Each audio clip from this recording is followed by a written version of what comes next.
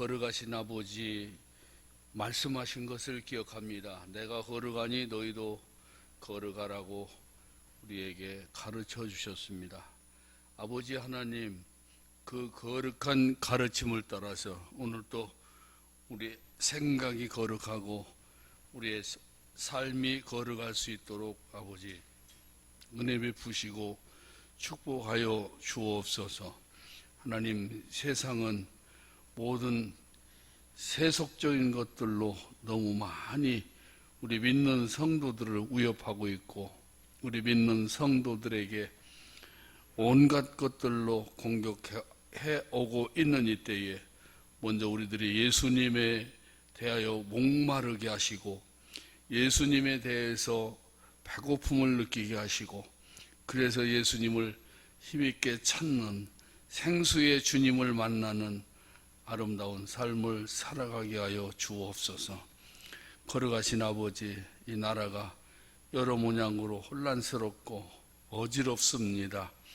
아버지 하나님께서 위정자들에게 먼저 정직한 마음을 가지고 아버지 앞에 아버지 하나님을 두려워하는 마음으로 이렇게 국민 앞에 설 수 있도록 주께서 축복하여 주시옵소서. 사랑의 주님, 비옵는 것은 지금 또 온 세상이 코로나로 말미암아서 그동안도 많은 어려움을 겪었는데 이제는 교회와 기도문을 띄우면서 이 코로나 확진을 말하고 있는 이런 때에 교회들이 더더욱 경성하게 하여 주옵소서. 오늘도 성도들의 가정과 사업과 직장에 복을 주시고 성도들이 거동하는 모든 것 하나하나에도 하나님 간섭하셔서 주님께 영광 되게 하여 주옵소서. 예수님 이름으로 기도하옵나이다. 아멘. 찬송가 384장입니다. 나의 갈 길 다가도록 예수 인도하시니 내 주 안에 있는 긍휼 어찌 의심하리요. 믿음으로 사는 자는 하늘 위로 받겠네. 무슨 일을 만나든지 만사 형통하리라. 무슨 일을 만나든지 만사 형통하리라. 나의 갈 길 다가도록 예수 인도하시니 어려운 일 당한 때도 족하는 해주시네.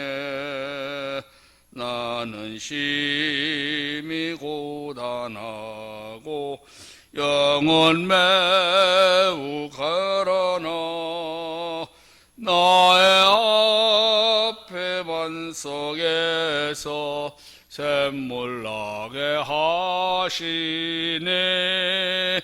나의 앞에 반석에서 샘물 나게 하시네. 나의 갈 길 다가도록 예수 인도하시니 그의 사랑 어찌 큰지 말로 할 수 없도다. 성령 감화 받은 영혼 하늘 날아갈 때에 영영 부를 나의 찬송 예수 인도하셨네. 영영 부를 나의 찬송 예수 인도하셨네. 아멘. 요한계시록 1장입니다.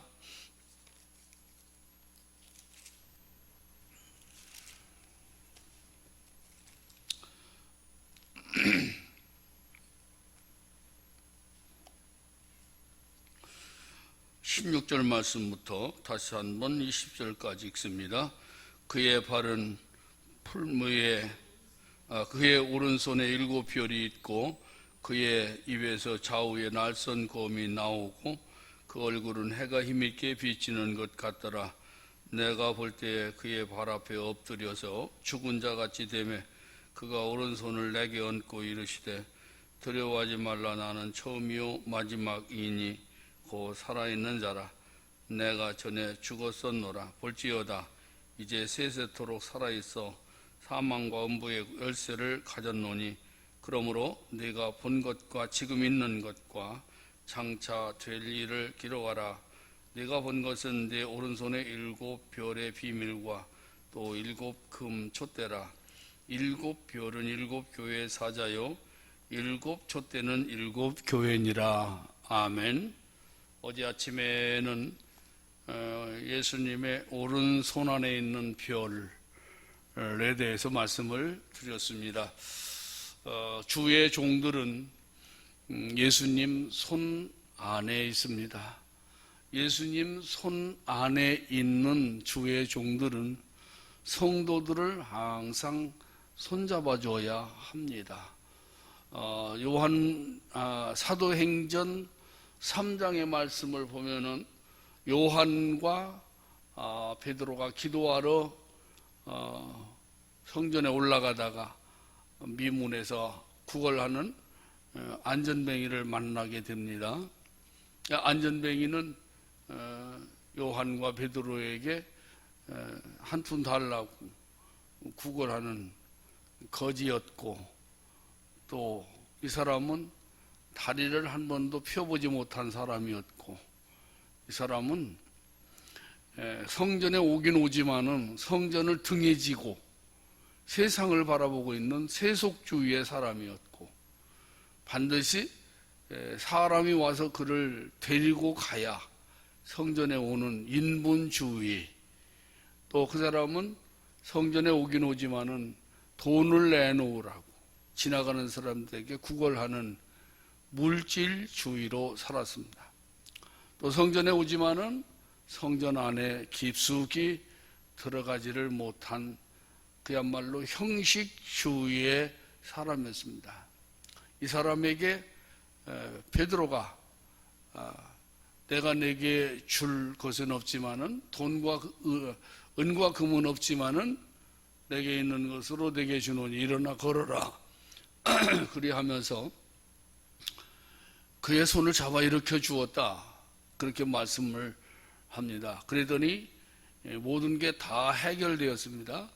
우선 굽어진 다리가 정상적으로 펴지고 형식주의를 버리고 물질주의를 버리고 인본주의를 버리고 세속주의를 버리고 다 버리고 지극히 정상적인 사람이 되어서 성전 안에 들어가 하나님을 찬양하고 많은 영광을 돌리고 또 그로 말미암아서 그 예루살렘이 발칵 뒤집어지고 교회가 3,000명 또는 5,000명 큰 부흥의 역사가 일어났습니다.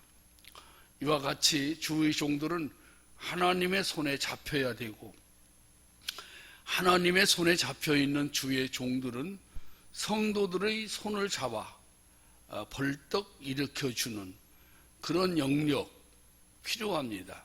말하자면 성도들이 낙심하고 신앙생활도 다 형식적으로 하고 인본주의로 하고 또 물질주의로 살려고 하고 이런 사람들의 신앙관을 바로 잡아줄 수 있는 그런 그런 주의 종이 되어야 한다는 것. 여기에 이 베드로가 분명히 이 안전뱅이를 잡아 일으켜 준 손은 역시 오른손이었을 것입니다. 왜냐? 오른손은 항상 하나님의 편이기 때문에. 그래서 베드로도 역시 하나님의 오른손에 잡혀있는 자이기 때문에 이 사람도 오른손으로 안전뱅이를 잡고 벌떡 일으켜 세워주는 이러한 모습이었을 것입니다. 그와 같이 교회에 세운 주의 종들은 항상 하나님의 오른편에 서기를 원하고 오른손에 잡히기를 원하고 또 예수님이 오른손으로 잡아준다고 했으니까 오른손에 잡혀있는 주의 종 별은 성도들을 항상 오른손으로 잡아 일으킬 수 있는, 일으켜 세워주는 바른 신앙관을 가질 수 있도록 해주는 것이 중요합니다. 성도들의 신앙생활이 바르게 처음부터 서나가지 못하면 40년이 걸릴 수가 있습니다. 40년이 걸려도 그 신앙관이 바로 바뀌지 않을 수가 있습니다. 미문의 안전뱅이가 나이가 40입니다. 나이가 40인데 이 사람은 걸어본 적이 없어요. 나면서부터 그야말로 그 안전뱅이였어요. 근데 한 번도 걸어본 적이 없다 이거예요. 그런데 40여 세가 되어서 이 베드로가 벌떡 오른손을 잡아 일으켜 세워서 정상적으로 됐는데 이 신앙관은 그래요. 어떤 사람들은 나는 모태신앙이다 해가지고 그게 평생 안 바뀌어요. 안 바뀌어요. 또 뭐 나는 유년 주일학교 때부터 신앙생활 한 사람이요. 그렇게 하면서도 이게 안 바뀌는 사람이 있어요. 또 뭐 중년에 유년에 청년 때에 또 중년 때에 노년 때에 이렇게 예수 믿어서 전혀 안 바뀌는 이런 사람들이 간혹 있어요. 이런 사람들을 바로 일으켜서 바로 신앙관을 바른 신앙관을 세워주는 그게 중요한 겁니다. 그래서 주의 종은 같은 안전뱅이가 되지 말고 나는 주님의 오른손으로 잡아 일으켜 세워준 오른손에 있는 별이다. 그러므로 미문의 안전뱅이와 같은 이 영 고쳐지지 않는 사람이라 할지라도 포기하지 말고 예수님의 이름 앞에 포기할 게 뭐가 있겠어요? 예수 이름 앞에 포기할 거 아무것도 없습니다. 안전뱅이를 예수의 이름으로 벌떡 일으켜 주었던 그런 주의 종. 뒤에 더운데 에어컨 좀 키세요. 그렇게 해서 손잡아 일으켜 주는 별이 돼야 된다. 오른손에 잡혀있는 주의 종이 할 일이 바로 그거예요. 그 다음에 두 번째로 그의 입에서 좌우의 날선 검이 나오고 예수님의 입에서 좌우의 날선 검이 나오는 것을 요한은 봤습니다. 예수님의 입에서 좌우의 날선 검이 나오는데 이 좌우의 날선 검에 대해서는 히브리서 4장 12절이에요.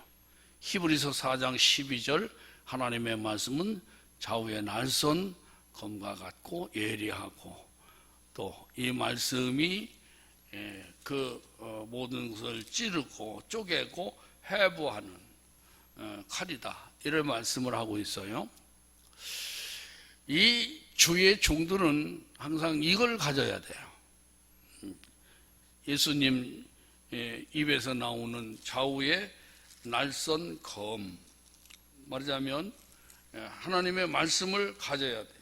하나님의 말씀을 가져서 언제든지 그 환자가 오면은 그 말씀으로 고쳐줄 수 있는 그런 능력을 구해야 하는 것입니다. 의사에게는 항상 그 칼이 있잖아요. 칼이 있는데 이 칼은 어떤 칼입니까? 사람을 살리는 칼이에요. 사람을 살리는 칼입니다. 그래서 이 의사에게 수술용 그 칼이 없으면 수술을 못합니다. 그리고 이 수술은 아주 날선 검이어야 되지.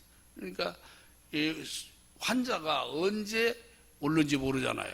언제 오는지 모르니까 항상 이 의사에게는 칼이 준비되어 있어요. 칼이 준비되어 있어서 아주 급성 맹장으로 그 환자가 의사 앞에 실려왔다는 거예요. 어떻게 해야 되겠습니까? 그때서 칼 사러 가겠습니까? 그때서 다른 의사한테 칼을 빌리러 가겠습니까? 자기가 갖고 있는 칼을 가지고 과감하게 환자의 배를 가르고 곧 터질 수밖에 없는 맹장을 떼어내서 살려내는 것이 별이 할 일이다. 이렇게 오늘 여기 본문은 우리들에게 묵시를 하고 있는 겁니다. 그래서 주의 종은 항상 머릿속에 말씀이 들어있고 어떤 말씀을 전할까 또 기도하고 엎드려서 그 칼을 받는 별이 되어야 된다. 그 말씀입니다. 모세가 하나님의 백성들 앞에 서기 전에 한 일이 뭐냐? 깊은 산, 높은 산 올라가서 하나님 앞에 여쭙는 겁니다. 하나님께 엎드려서 기도하는 겁니다. 그래서 하나님께로부터 주시는 말씀을 가지고 와서 백성 앞에 전하는 겁니다. 무엇을 말씀하고 있느냐? 모세가 백성 앞에 우선 자기를 입을 통해서 말하지 않았습니다. 먼저 하나님으로부터 말씀을 받고 그 받은 말씀을 와서 백성들에게 전했어요. 그 백성들이 그 말씀이 먹히는 거고, 또 그렇게 해도 백성들이 말씀을 잘 받지 않고 받았어도 금방 범죄하고 그러잖아요. 그렇기 때문에 오른손에 붙잡혀 있는 별은 항상 예수님의 말씀을 귀담아 들을 수 있는, 성경 말씀이 나에게 또 어떤 말씀을 하는지 귀담아 들을 수 있는 그런 자세가 되어야 하는 겁니다. 성경을 읽어보시는 분들은, 깊이 읽어보시는 분들은 알잖아요. 오늘 아침에 읽은 말씀이 오후에 보면 또 다른 말씀으로 이해가 되고, 또 오늘 말씀을 전한 내용이 내일 아침에 가서는 또 다른 말씀으로 전하게 되고, 그러나 진리는 변하지 않아요. 진리는 변하지 않지만 그 말씀 한 절 가지고도 전하면은 어제 전한 말씀 다르고, 오늘 또 전하는 말씀이 다르고, 다음에 전하는 말씀이 다 다르다는 거예요. 진리는 변하지 않아요. 그 말씀에 대한 진리는 변하지 않지만 전하는 내용은 그렇다 이 말입니다. 저 서울 용산에는요, 옛날에 그 국제 그룹에서 그 건물을 아주 크게 지어놨어요. 근데 그 건물이 국가인가요? 하여튼 다른 어떤 데로 이렇게 귀속돼 넘어가 있는 그 건물을 보면은 한 건물인데 동쪽에서 볼 때 그 건물의 모습이 다르고, 또 북쪽에서 볼 때 그 건물의 모습이 다르고, 남쪽이나 동쪽에서 볼 때마다 한 건물인데도 그 모습이 다르게 눈에 들어오는 것을 알 수가 있습니다. 그와 같이 성경은, 하나님의 말씀은 이렇게 똑같은 말씀이라도 어제 전할 때도, 오늘 전할 때도, 내일 전할 때도 자꾸 달라지는 거예요. 그래서 살아있는 말씀이에요. 그러나 그 말씀의 핵심인 진리, 그게 변하면 안 되는 거예요. 그거는 변하지 않는 거예요. 그러니까 말씀에 근거를 해서 말씀 전하고, 말씀에 근거를 해서 그 말씀의 핵심을 빼내는 이 검을 들고 있어야 돼. 주의 종들은 항상 검을 들고 있어야 돼. 그래서 설교하라 그러면은 부담스러워 가지고 뭐 이렇게 쩔쩔매고 그럴 필요가 없고, 설교하라 그러면은 내게 최고의 대접이구나, 그런 생각을 하고 그것을 전할 수 있는 그런 별이 갖춰야 할 자격을, 별은 그런 자세를 갖춰야 되는 겁니다. 군인이 보초서는 군인은 항상 총을 메고 있습니다. 총 안에 탄알도 넣어서 이렇게 그 총을 메고 있습니다. 졸을 때도 총을 메고 졸아요. 졸면 안 되겠지만 앉아 있을 때도 항상 총을 가까이 가지고 있고 섰을 때도 이렇게 총을 가까이 갖고 있듯이 하나님의 종은 하나님의 예수님의 손에 붙잡혀 있는 별은 그러해야 된다는 거예요. 주의 종의 가르침을 받은 성도들도 그러해야 된다는 거예요. 예수님의 입에서 좌우에 날선 검이 나왔다 이렇게 말씀을 하고 있는데, 히브리서에서는 이 좌우에 날선 검이 아주 예리하다 이렇게 말씀을 하고 있어요. 이 예리하다. 요즘은 뭐 의사들이 가지고 있는 그걸 뭐라 그러죠? 무슨 뭐라 그러죠? 칼을 가지고 한번 사용하면 버리지만은 그 옛날에는 아마 그 이발소에 가면은 그 면도로다가 면도해주고 그 면도칼을 가죽에다가 막 갈고 막 물에다가 이렇게 소독을 해서 쓰고 그랬거든요. 아마 옛날에는 그랬던 것 같아요. 옛날에는 의사들이 가지고 있는 칼의 가격이 언제 비싸고 하니까 뭐 그렇게 예리하게 해서 사용했을는지 모릅니다만, 요즘은 항상 예리하고 날선 검이 의사의 손에 있었어요. 그래서 우리 하나님의 손에 붙잡힌 종들은 예리한 말씀을 가져야 돼. 그러니까 이 말씀을 가지고 세상을 볼 때 예리하게 볼 수 있어야 돼. 어저께 그 대통령이 SNS에다가 그 일부 교회에서 집회를 강행한 거에 대해서 절대로 그 용서하지 않겠다. 이들로 하여금 코로나가 그 확산되고 절대로 용서하지 않겠다. 뭐 그런 그 담화 비슷한 SNS에다가 글을 옮겼어요. 눈을 딱 뜨면서 참 교회도 보호할 줄 알아야 되는데, 그래서 전광훈 목사는 생명 내놓은 사람이라고 저는 그런 생각을 합니다. 생명 내놓은 사람이라고 이미 생각을 해서, 왜 그 사람이 보석으로 나와가지고 그 법을 위반하게 되면은 적가닥 감옥으로 다시 갈 줄을 몰랐겠어요.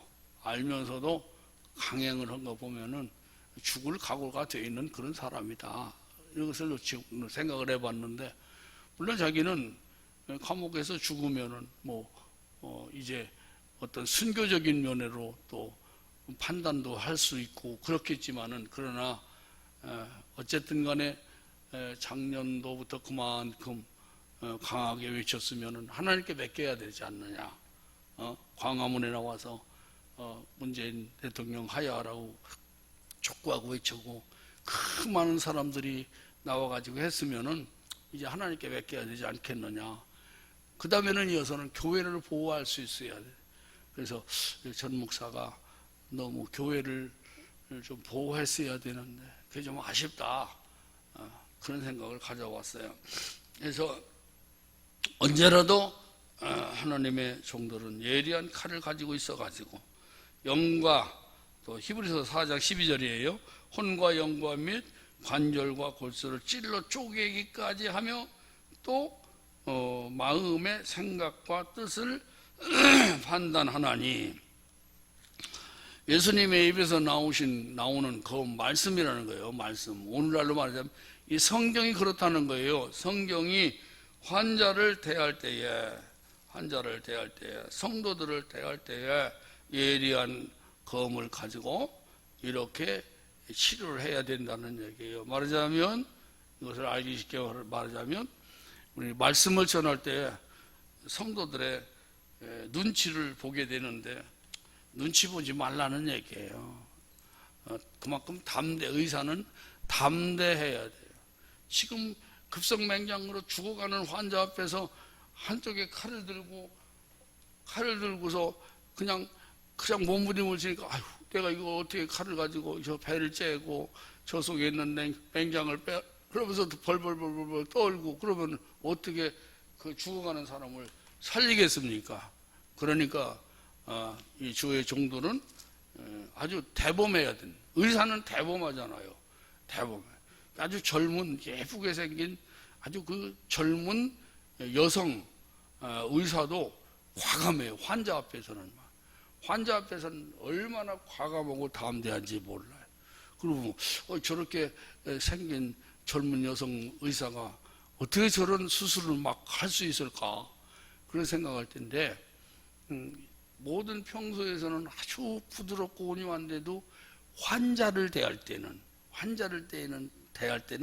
담대해지고, 환자를 대할 때에는 과감한 그런 모습이 의사의 모습이어야 한다 이거예요.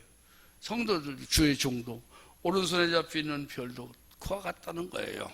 그와 같다. 성도들을 대할 때는 온유하고 부드럽고 그 발밑에까지라도 낮아질 수 있는 그런 자세, 그런 겸손한 자세인데도 말씀 들고 강단에 서면은 배고픈 사자가 그 지나가는 그 먹잇감을 향해서는 막 강하게 으르렁거리며 대들어가지고 그 먹잇감을 잡아 놓는 것과 같이 하나님의 손에 잡힌 자, 예수님의 손에 잡혀 있는 별은 그렇게 강하고 담대하게 외칠 수가 있어야 하는 겁니다. 그 다음 말씀을 또 보면은 그 얼굴은 해가 힘있게 비치는 것 같더라. 그 얼굴, 예수님의 얼굴은 해가 힘있게 비치는 것 같더라. 그렇게 말씀을 하고 있습니다. 예수님의 그 거룩한 모습, 예수님의 그 얼굴에서 광채가 났다. 그래서 우리는 항상 그 예수님 앞에 우리의 얼굴을 들을 수 있어야 돼. 얼굴을 들을 수 있어야 되고, 예수님께서도 우리를 향해서 항상 얼굴을 들고 계시다는 것, 그거 늘 가지고 있어요. 말하자면 이 손에 잡힌, 예수님 손에 잡혀 있는 별들은 축복권이 있어요. 축복권이 있어서 예수님의 이름으로 축복할 수 있는 그런 특권을 주셨어요. 민수기 6장 22절부터 27절 말씀까지가 이 말씀의 또 짝이라고 생각하지 않을 수가 없어요. 그래서 예수님의 얼굴에는 아주 그 강한 힘이 있었다. 강한 그 빛이 있었다. 마치 해가 힘있게 비치는 것 같이 예수님의 얼굴에는 강한 힘이 있었다. 이런 말씀을 하고 있습니다. 그 민수기 6장의 말씀을 보면은 25절에 제사장들이 주의 백성들에게 축복할 때에 쓰는 그 축복하는 그 원문이 나와요. 그 얼굴에 25절, 민수기 6장 25절에 말씀해 보니까 여호와는 그의 얼굴을 내게 비추사 은혜 베푸시기를 원하며, 여호와는 그 얼굴을 내게로 향하여 드사 평강 주시기를 원하노라 할지니라. 이렇게 말씀을 하고 있어요. 여호와는 그의 얼굴을 내게 비추사 은혜 베푸시기를 원하며, 이 말은 하나님께서 모세를 통해서 제사장들을 가르칠 때 이렇게 가르치라. 제사장들이 축복을 해야 되는데 뭐라고 축복하느냐, 그것이 이 민수기 6장에 있는 말씀이에요. 그러니까 이 주의 종들이 먼저 별들이 예수님에게 그 빛을 받아야 돼. 그 빛을 받아가지고 받은 그 빛을 성도들에게 비춰야 돼요. 그게 축복입니다. 그게 축복이에요. 그래서 우리가 예수의 이름으로 축원하고 예수의 이름으로 축복하는 거, 이거 굉장히 두려운 겁니다. 두려운 거예요. 두려운 거예요. 그래서 주의 종들은 이 축복할 때 참 두려운 마음으로 해야 돼. 두려운 마음으로, 떨리는 마음으로 해야 돼. 그래서 먼저 선지자들이, 주의 종들이 하나님 앞에서 그 빛을 받고 그 받은 빛을 가지고 성도들에게 비출 수 있는 그러한 그 과정이에요. 그러니까 하나님의 종들은 축복권을 벌써 갖고 있는, 복을 받은 사람이 주의 종이에요. 축복권. 그 아무나 이렇게 그 축도하는 거 아니잖아요. 강도사도 축도 못합니다. 강도사도 축도 못해요. 전도사는 더 말할 것도 없고. 그래서 축도할 수 있는 이들은 반드시 그 임직한, 안수받고 주의 종으로, 하나님의 종으로, 목사로서 임직한 자가 성도들을 축복할 수가 있는 거예요. 그게 성경적이에요. 성경적. 그래서 주의 종들은 먼저 예수님에게로부터 빛을 받아야 된다는 거. 예수님으로부터 빛을 받아야 돼요. 예수님의 얼굴이 해가 힘있게 비치는 것처럼 아주 광명한 그 빛을 가지고 요한에게 나타나신 것처럼 주의 종들도 이렇게 하나님의 은혜를 가지고 성도들 앞에 나타나야 된다. 성도들 앞에 서야 된다. 아까도 말씀드렸지만은 모세가 백성들 앞에 먼저 서지 않았어요.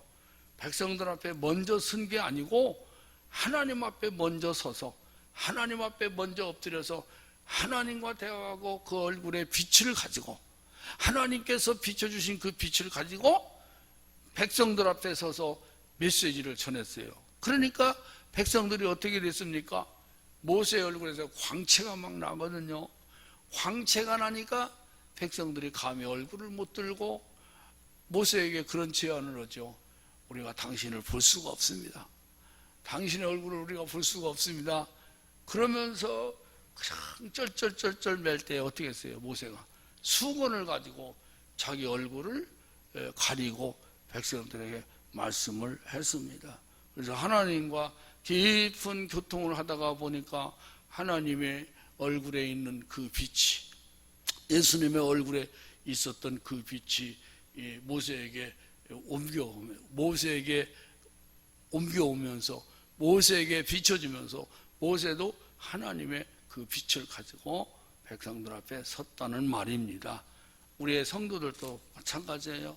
늘 하나님과 가까이 하고 예수의 이름으로 가까이 하고 기도하다가 보면은 그 하나님의 은혜가 내게 자꾸 와서 보면은 얼굴색이 바꿔져요.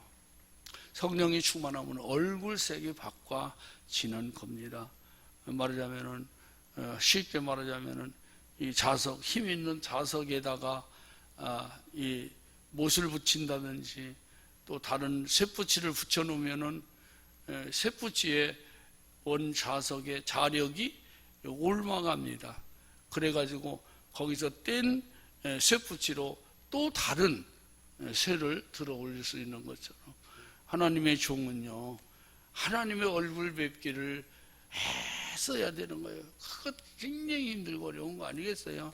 그러니까 하나님의 얼굴 뵙기를 애쓰고 또 애쓰고, 그래서 그 하나님의 얼굴에서, 예수님의 얼굴에서 해가 비치듯이 그 강력한 빛을 주의 종들, 성도들은 늘 받아야 되는 겁니다. 그래서 주의 종들은요, 자꾸 명분을 만들어 가지고 재단을, 교회를 떠나서 그저 성지순례 간다고, 또 무슨 노예 모임이 있다고, 시찰 모임이 있다고, 뭐 세미나가 있다고, 그렇게 바쁜 목사님들 얼굴에 그 빛이 오겠어요? 빛이 있겠어요? 그래서 주의 종들은 항상 그것도 무시할 일은 아닙니다. 그렇지만 주의 종들은 무엇보다도 무릎을 꿇고 항상 하나님께로부터 강력한 빛을 더 받기를 원하고, 내가 하나님 앞에 얼굴을 들을 수 있는 마음에 꺼리는 양심, 꺼리낌이 없는 그런 양심으로 만들어가야 되는 거예요. 성도들도 똑같아요. 오늘 여기 별이 이렇게 했다라고는 말씀을 통해서 얘기하는데, 성도들 똑같아요. 그래서 항상 내가 내 마음에 꺼리낌이 없이 주님을 바라볼 수 있는 그런 마음으로 우리가 자꾸 만들어 가야 된다 이거예요. 성도들도 어떻게 보면은 이 양심을 갖고 신앙생활을 해야 되는데, 내가 하나님을 향하여 얼굴을 들리라, 하나님이 나에게 그 얼굴을 비칠 때에 나도 하나님을 향하여 얼굴을 들을 수 있는 그런 양심을 가져야 돼. 신앙의 양심을 가져야 되는 거예요. 신앙의 양심이 화인 맞아가지고 죄 짓는 것도 몰라. 어두우면 그런 거예요. 어두우면. 여러분, 얼굴이 시커먼 아프리카 흑인들에게, 다 말씀이 좀 길어져서 미안합니다만, 시커먼 아프리카의 흑인들에게 그 얼굴에 무슨 까만 점이, 이 숯 같은 게 까만 점이 묻으면 모르잖아요. 그러나 백인들은, 하얀 얼굴 가진 사람들은 얼굴에 조그만 건 나도 표가 나는 거예요. 우리 신앙인들도 마찬가지예요. 신앙에 화인이 맞아가지고, 양심이 죽어가지고, 믿는 것 같지만 신앙이 사실 죽어 있고, 또 사는 것 같으나 죽어 있고 죽은 것 같으나 살아있는 듯한 그런 신앙생활을 합당하지 않다.